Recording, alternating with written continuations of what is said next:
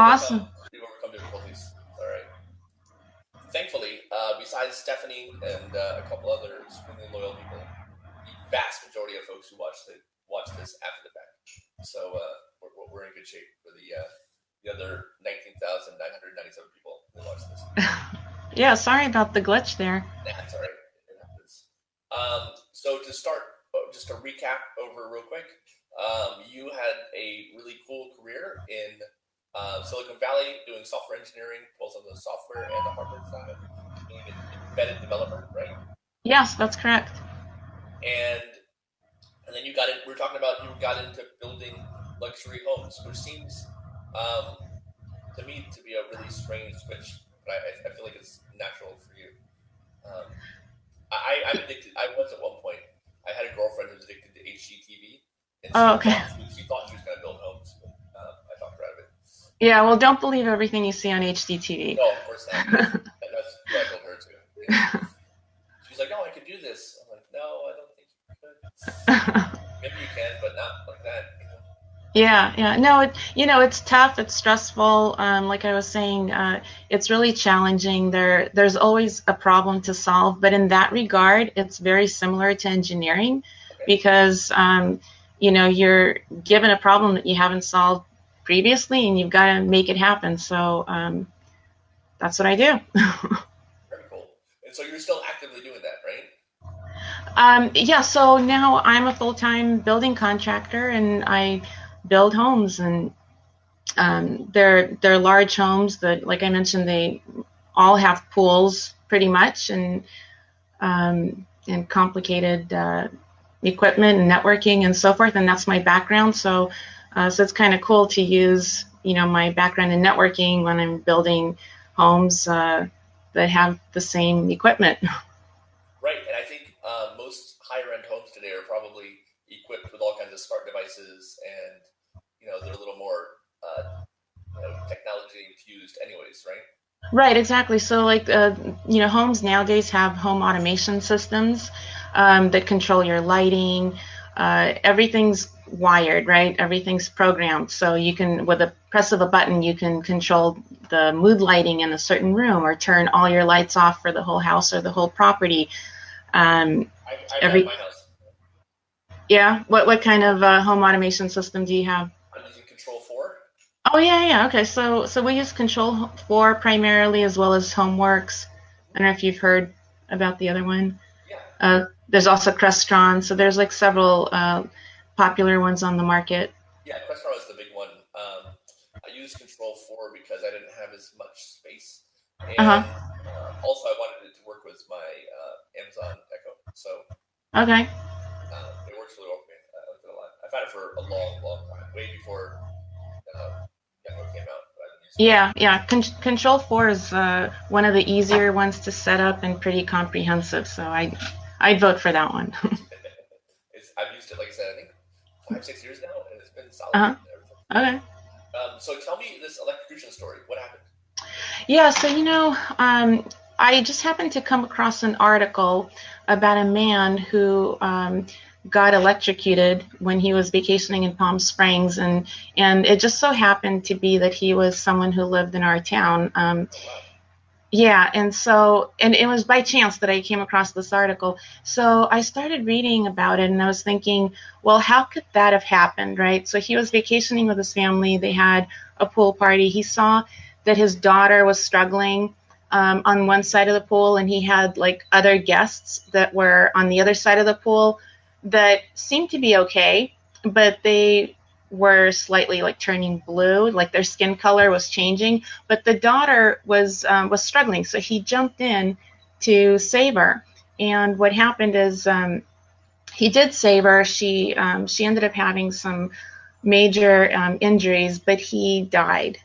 And so what they realized is there was a problem with a light in the pool, and current was flowing in the water, and he got electrocuted. And so when I read that article, I was thinking, okay, as a building contractor, I build pools. How could this have happened, right? And, when you build a new pool, the building inspector inspects it. You have to comply to all sorts of electrical codes. So something like that should never happen. If you have an existing pool, it's being maintained by licensed people, people who are technical, knowledgeable. They should find all sorts of problems when they're doing your, monthly maintenance or whatever you have set up, right? So why is it that no one found that? So when I started looking into it, there are all sorts of reasons why something like that could happen. It is rare, but there are a variety of reasons, right? So your pool is equipped with a variety of electrical equipment. You've got pumps, you've got filters, you've got a variety of junction boxes. And what should happen is your electrical panel that controls all the pool equipment has a breaker, right, and a GFCI, and that should trip. If there's a problem in the circuitry, that should trip. And in most cases, that's what happens. But as I started researching, there are many areas where either breakers fail, or underground you could have wires that are not properly terminated, or wires are corroded, or junction boxes. And especially when people remodel their homes, there's a variety of things that can go wrong. Someone can cut a wire, someone doesn't properly bond the equipment or ground the equipment. So what people don't realize is this is a silent danger that could come from a variety of sources, and it's invisible. So how do you know whether or not it has happened, let's say, even after your pool has been safe for some period of time? Gotcha. So what was the solution you came up with? Okay, so the solution I came up with is a device. It's called Waves, and it stands for like wave for help, and ES for electric shock. So it's a play on words. So what it is it's a it's basically a channel that runs around your pool. It's very discreet. It sits right underneath your pool coping, and it has certain sensors that are patent pending that are constantly monitoring the water to see if any electricity has entered the water. And those sensors communicate with basically a proprietary lid that goes over your skimmer. So you have an existing skimmer lid, you just remove that, you put my lid on, and my lid talks to the sensors in the pool. If it senses that there's any electricity in the water, it sends an alarm, and it actually interfaces with your home automation system as well, right? So if it finds that there's a problem, it creates a buzzer. There's a buzzer, creates a sound, and it can communicate with your home automation system, can send you alerts to your app, and it basically works end to end. Gotcha. So what is the indicator if somebody's near the pool? Well, so not near the pool. So let's say someone is in the water, or is entering the pool, right? If the water has been electrified, then these sensors will pick that up, and they will communicate with that special lid circuitry, and that's what an alarm, so that you can hear that you shouldn't be entering the water, or you should get out of the water, or someone should help you get out of the water. And that's actually really tricky, because if the water is electrified, you don't want to touch the person, because then you become the ground. So right. How do you get somebody out?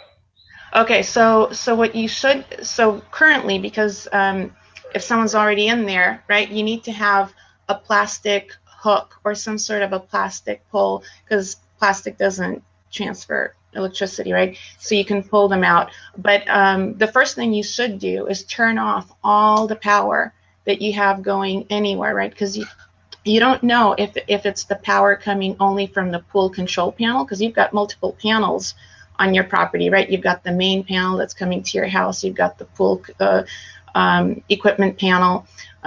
You've got wires that might be coming across your property from an adjacent property. You don't know what's underground. So the first thing you should do is turn off all the electricity, and ideally, you should know where everything is and turn it off. But if you do need to get someone out of the pool, you want to use a plastic pole or a hook. There's like a special hook you can reach and get people out. Right, which, I mean, that's it's a good idea. I'm sure most people don't have that at their house. Right. If they don't, they should. That's a great idea. Yeah, exactly. I don't know if I have a plastic.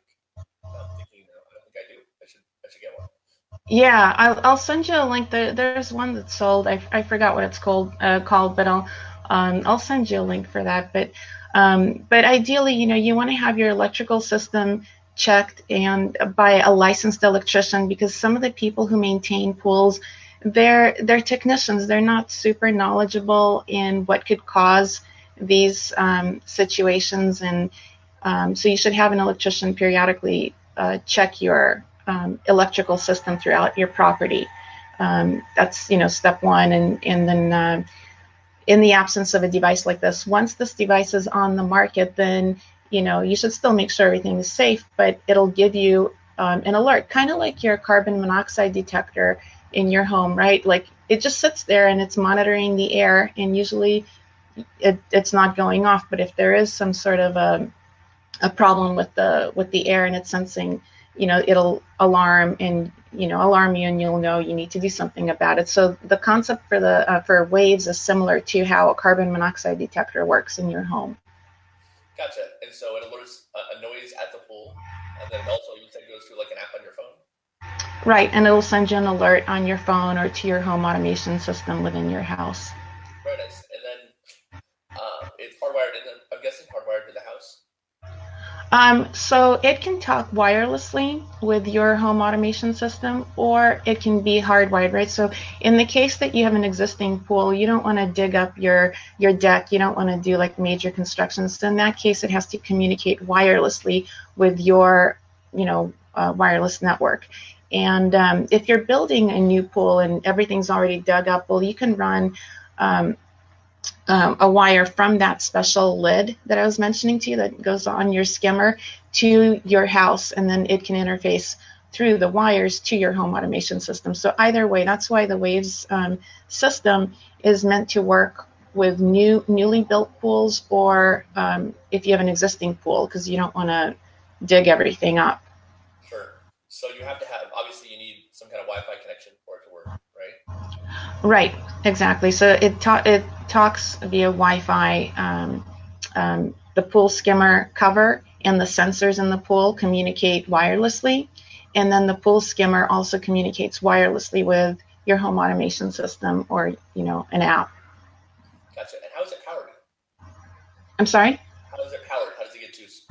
Okay, so you don't want to give it AC power, right? Otherwise, you're going to be introducing electricity into like the pool system. Right. So if you shut your power off, it'll stop working.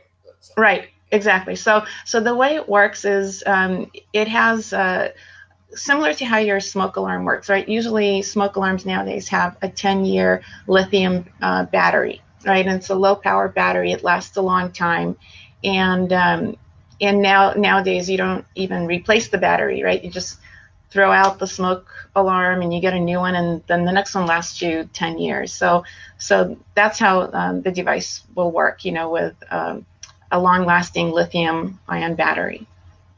Gotcha. I'm sure that this will be a replaceable battery. It won't be like a smoke alarm. You won't throw away the system, right? You'll replace the battery. Right.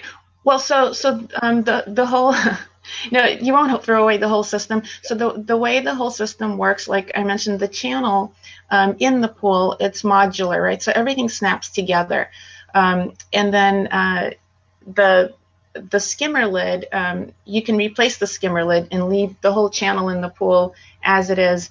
And any of the battery pieces, again, because they're modular, you just unplug the one module and you replace it with the new battery module, and everything else stays the same. Gotcha. All right. And then will this be installed by homeowners, by electrician? So the idea is for people to be able to install on their own, right? So for a homeowner to be able to do it themselves, but some homeowners will want to have a contractor do it for them, kind of like when you have your Nest device and you want to install it at home. Sometimes you want to do it, you want to give it a shot, and sometimes you'll hire someone else to do it. But it's meant to be affordable and very easy to install, and everything, like I said, snaps together, so it'll conform to any size or shape of a pool, because everything's modular and these sensors get positioned in certain areas, and it's just plug and play. Gotcha. And so you said it's patent pending now, and it's obviously is being developed, I'm guessing, right? Yeah, correct. So currently it's being developed. We're looking for funding. So if you know of anyone who wants to invest, let me know. And it is patent pending. And then the other thing I wanted to add is one thing that people don't realize is this is not only a problem in pools, this is also a problem around docks, marinas, and docks. So there have been plenty of articles in the news about people getting electrocuted when they jump to swim off of a dock. And again, people don't realize that there are conduits and there's electrical wiring a lot of times near docks. So when you turn on a light near a dock, you can send electricity to travel in the water. And if you're jumping to swim off of a dock, there could be potential for electricity to travel into the water that way too. So whenever you're around water, it's really important to pay attention to anything that is electrical, lighting, conduits, junction boxes, any sort of equipment like pumps or of that sort. Is there anything people can do before, at a place like a dock, obviously unless I'm wrong, can your system be installed at a dock? Probably not, right? Yeah, so my patent is going to cover a dock. So basically my patent covers any sort of, body of water, right? So it could be a pool, dock, fountain. In the case of you can even get water coming into your basement, right? Let's say your basement gets flooded and you have wiring in your basement. So any body of water, the patent covers that, and the device can be installed basically in any situation, fountain, pond, that sort of thing. How does it work without the skimmer, though? The skimmer really, in the case of a pool, you want to have somewhere where you put the receiver, right? So we use the skimmer for that. But in the case when you don't have a skimmer, the receiver is just a little box that has circuitry. So you can put it anywhere, and that little box communicates with the rest of the system that has the sensors. So the skimmer, the lid is just kind of a cover for the circuitry. Yeah. Just for the aesthetics of it. Yeah, exactly. Just so you can reuse your existing setup again, so you're not changing anything about your pool and your deck. So, if folks, before your system arrives and if people don't have it, is there some way they should test the water before they enter it? I mean, if they're worried about it? Yeah, so there is a way to test the water, and for that, I would say contact your licensed electrician. There are tools that they can use to test, how much voltage, if any, is going in your water. So it's not something a homeowner would have or would know how to set up. But if you contact your electrician, they'll know how to verify if there's any current near any of your lights or any equipment near your pool. And is there anything that you can do to prevent this? I mean, other than just maintaining your equipment, or? Yeah, so the main thing is I'd say don't hire anyone who's not licensed and not knowledgeable about this to remodel anything around your pool. So even let's say you're doing your landscaping and the landscaper is digging up your grass and they find a conduit or wire, make sure that you know where that wire is going, make sure or that they know how to properly terminate it or where it needs to go. They need to make sure that everything is grounded correctly. So when you're hiring someone to do any sort of remodeling work, really they need to understand how everything ties together so that they don't introduce a problem. Because like I was saying, when you're building a new pool, everything's inspected and everything might be fine, and you might have a licensed pool builder. After that, you don't know if something has changed or something was cut or modified, and that introduces the problem into the whole system. Is there any way to test the water if I'm a person, I'm about to go into the pool or I'm about to jump off the dock, but I want to check to make sure that it's not, running with electricity? Is there any way to test it ahead of time? Not easily. Yeah, there's nothing that you can. Beyond putting a toe in and hoping for the best. Yeah, no, not like that. What you need is basically need an ohm meter to test, the water, and you have to have, two probes, and you walk around, and Right. that's what your electrician would do with your pool. In the case of a dock, same sort of thing. But that's the issue. This is an invisible danger, and you can't test it, right? Or let's say you have a party at your house. You're not going to go to your pool and first test your pool before you have a party. You're busy setting up for the party. So there needs to be a device that is permanent. That's the whole point of waves. It's permanent and it's working 24/7, monitoring your water. It's not something you have to think about, that you have to do before you enter the water. It's just there, just like your carbon monoxide detector at home. And I'm sure you're hoping this becomes part of the building code and the standard. I'm guessing. Yeah, exactly. Over time, I'd like for it to be a required device, just like, pool fencing is required, right? An alarm on your door is required when you're building a pool. So ideally, I'd like for this to get through the NEC code and for building inspectors to enforce it, or building officials to enforce it. I'm going through something similar. So how long until this is ready? So we don't have an exact timeline yet. It depends on the funding, which is why that's key. But in terms of the architecture and the team that's going to build it, everything's in place. So we just need the funding. I was going to say I'm kind of in a similar boat. I have a patent pending, or I have a company that has a patent pending. It's a lot of kids die in the back of car seats. Mm-hmm. They get left there either on accident, people forget them, Right. or they leave thinking they're just going to be a few minutes and they'll be right back, and they leave back of the car. And that happens, more regularly than I think we realize. Mm-hmm. So we have this patent pending for a device that it's a key fob, and it connects to the car seat, and Mm-hmm. then it talks to the car. And if the temperature gets too hot around the car seat, it rolls the windows down and sets off the car alarm. Oh, that's cool. If there's a baby in the car seat, yeah. But yeah, kind of in the same boat you're in. We're patent pending, and we're planning. We're not planning to sell it to a third party, but we're hoping that a car company or a car maker will pick it up. Yeah, Yeah. you know, No, that's brilliant. I mean, definitely you hear about this in the news all the time. So having something that, again, is a sensor that is monitoring conditions all the time is paramount, in my opinion. Again, it's not something that you have to think about. It's just gonna, um, you work if know, you need it. Yeah, yeah, yeah, kind of the same idea.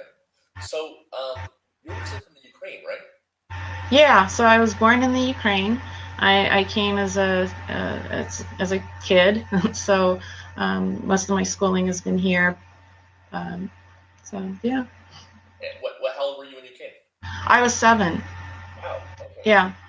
So I went to elementary school. I started out in 3rd grade, and went to elementary school, middle school, high school, college here. So Very cool. yeah. And so, tell me about Momo Wallet.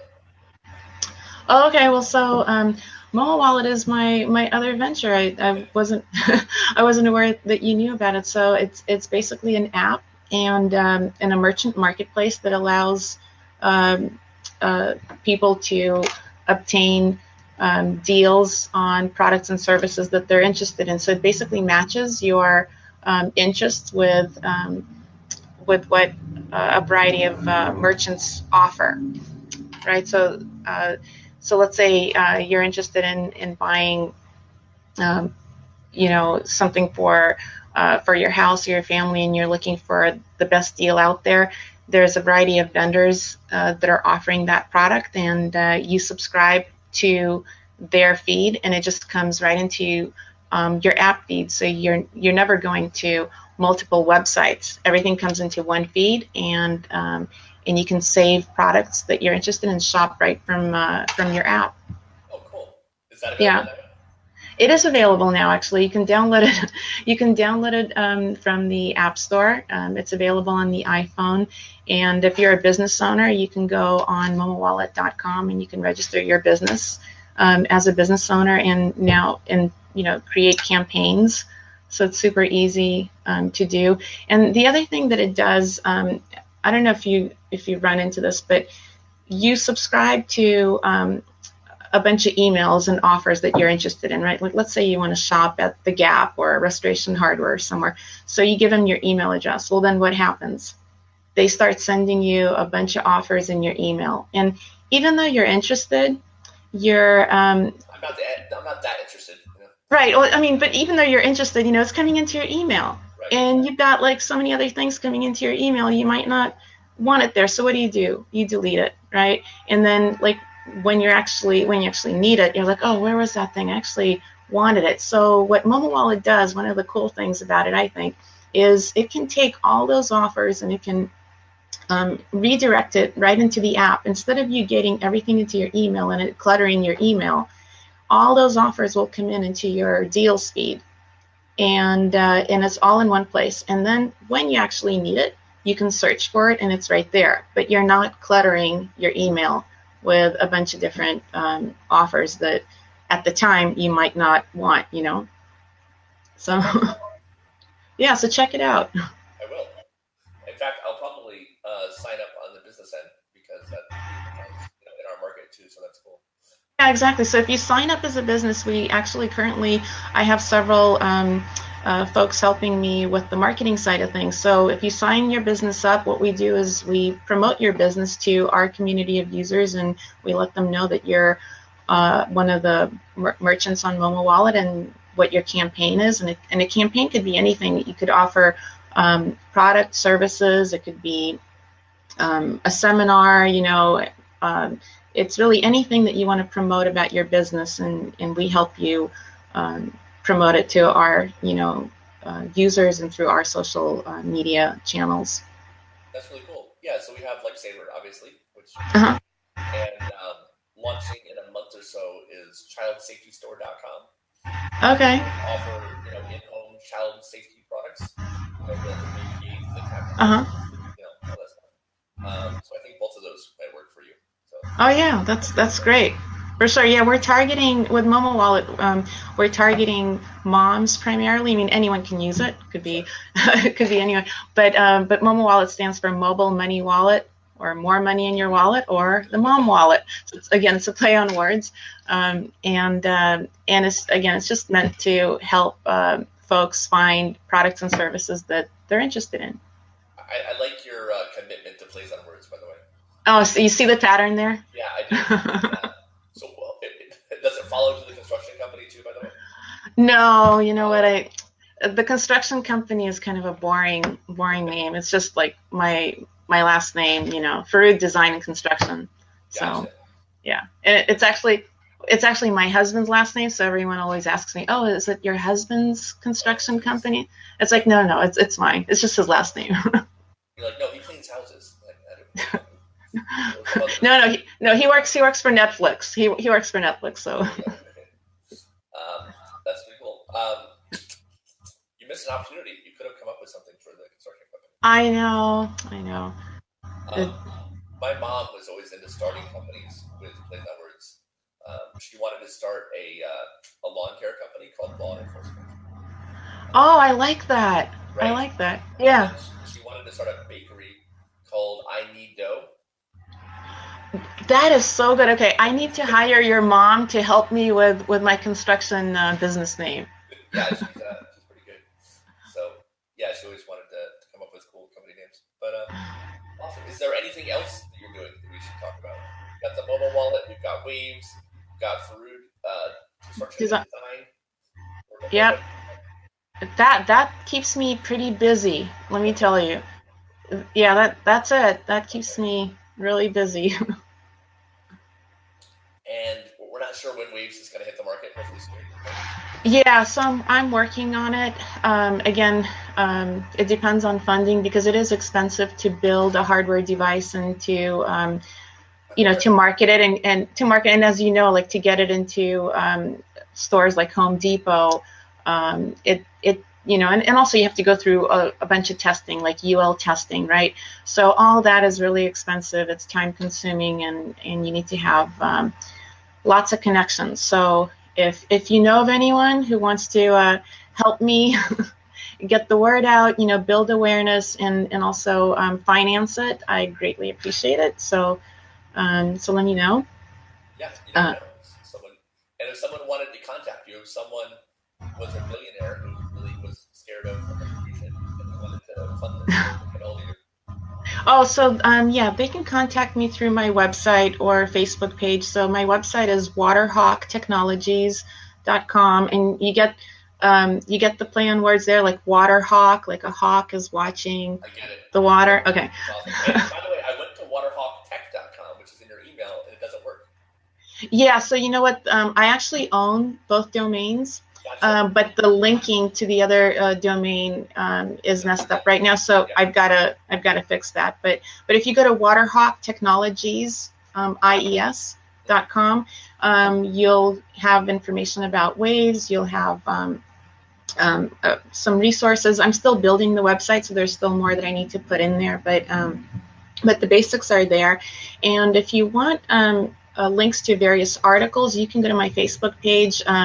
Again, I just set that up recently, but you can go to Waterhawk Technologies, just search on Facebook, and you'll find a variety of links that I've put in there about news articles and on the topic. And let me know what you think, and let me know if you have any comments and feedback. I'm certainly open to everything. So you didn't name the company Waves. So are you thinking about developing other water safety devices? Yes. Oh, you're so perceptive. Yes. So the reason the company is called Waterhawk Technologies is because you can monitor a variety of things about water, right? So Waves is monitoring electricity, Right. but eventually you can also monitor the quality of water because in pools kids have accidents, and you might want to monitor the cleanliness of water, temperature, so that your pool equipment works more efficiently. You can integrate it with all the pool equipment, and send alerts back to the filters and temperature sensors and so forth. So eventually the company can build other water sensing technology. There's another device called Pool Hawk. Are you familiar with that? No, I'm not. Pool Hawk is a camera system. I think right now it's mostly in commercial pools like YMCA's. Uh-huh. And it's got a camera, I think at the bottom of the pool, or maybe another one above the pool. And Mm-hmm. essentially it monitors for drowning. So if Huh. it independently identifies each individual in the swim lane. And if someone starts doing the things that they do when they start drowning, it alerts the lifeguard on an app on their device, and it takes a screenshot of where they are drowning, and immediately calls 911 and sends a fire. Wow. It's a cool system. Yeah, it's really cool. Oh, neat. I'll check them out. I haven't heard about it. Yeah, the name reminded me. And what you're doing reminds me of. I should hook you up with my friends over at. Have you heard of Sea Float? No. Sea Float is like a ball, and it floats in the pool, and it tells. There's an app it connects to, Mm-hmm. and it lets you know your chlorine level and water temperature, Mm-hmm. and there's different like stuff you can do with it. It also has a like a water safety alarm. You can set it so that if there's a ripple in the water, Mm-hmm. it'll go off like someone entering the water. Right. I think they're still developing it, but eventually they want to have it so you can play games with it, so you can do like a cannonball mode where eventually you get to doing cannonball. Oh, Or neat. if the chlorine gets too high, because all kinds of very Yeah. cool monitoring stuff. Oh, yeah, definitely. Put me in touch with them. I'd love to chat with them. Yeah, my good friend Francis Pruitt is doing that, and he's a cool guy. So. Uh-huh. And what's his background? Also in embedded, or? It's actually in kind of and he also came from outside the U.S. I have a theory that immigrants make better entrepreneurs. I think that's true. I've seen it over and over again. Yeah. I have a lot of people for that, but yeah, I'm a Yeah. big fan of Gary Vaynerchuk. Yep. who came from Belarus, and he says that all the time that you have an advantage if you're an immigrant. So. Yeah, immigrants are hungry, you Yeah, know? figuratively and literally hungry. Yeah, yeah, Yeah, for sure. fantastic. Well, thank you Yeah. so much. I really appreciate it. Yeah, I'm glad thanks that so much. I'm really glad that we actually got it. I was scared, but Yeah, thanks so much, Eric. And yeah, again, sorry about the glitch. Not sure, no, you're good. yeah. Actually, this laptop is older than the other one, so not sure why I this know one worked better. Yeah. it works though. And anything else you want to let people know about water electrocution safety, or about you, or about the company?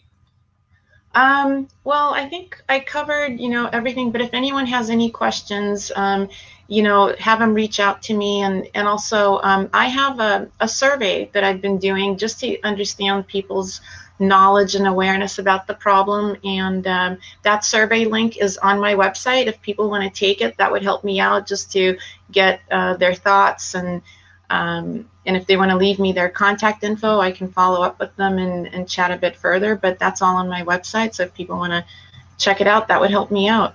You know what you can do when we're done? Leave a link to the website and the survey in the comments, and they can find it there. Okay, okay. I'll do that. Perfect. Yeah. Awesome. Thanks, Natalie. Yeah, thanks so much. Great to have connected with you. You too. Have a great day. You too. Bye bye.